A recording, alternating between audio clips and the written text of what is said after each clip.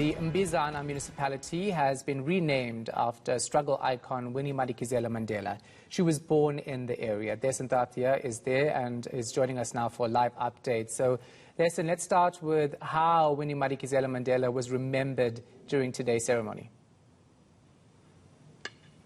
And that's exactly what it was all about, Shahan, because you know that the name change had already happened and this was just the unveiling. So just to clarify, while this is still the town of Mbizana, the municipality is now the Winnie Madikizela-Mandela local municipality.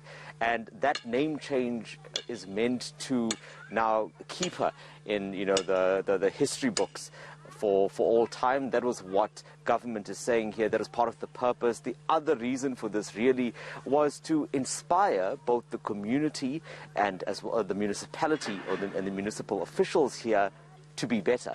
So they want everyone living in this area to look to this name change, and as the cooperative governance minister says, they need to wake up and remember where they are and remember what Mama Winnie's legacy stood for. So let's take a listen into what Nkosazana Dlamini-Zuma had to say while she was giving the keynote address at this event today.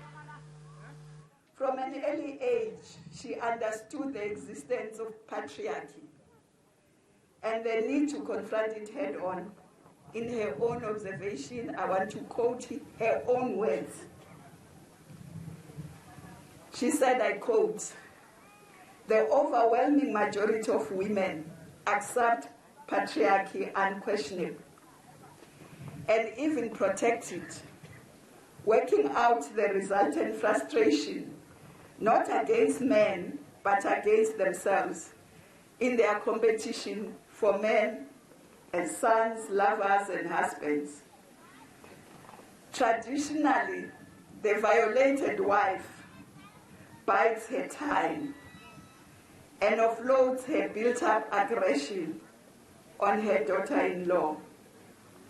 So men dominate women through the agency of women themselves," close quote. That's what she said. And that's what we must stop. For us, Comrade Winnie was a selfless struggle and feminist icon who led our league and mother body at all levels. The minister also had some advice about service delivery.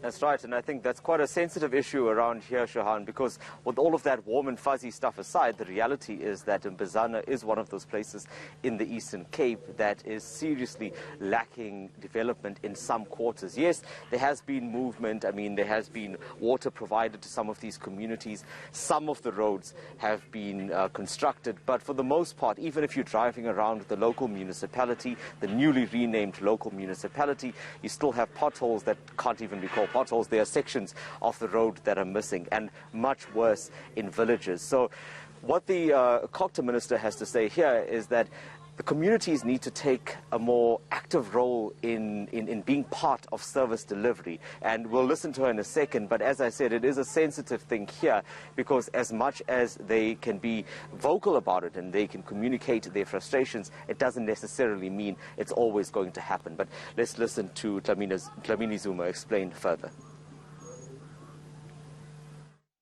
You know this thing, I disagree with it. Service delivered.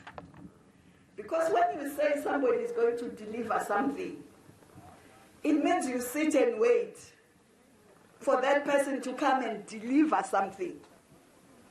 I think we need to find another way where, yes, the government will do, and us as the people will also do. So service delivery, delivery.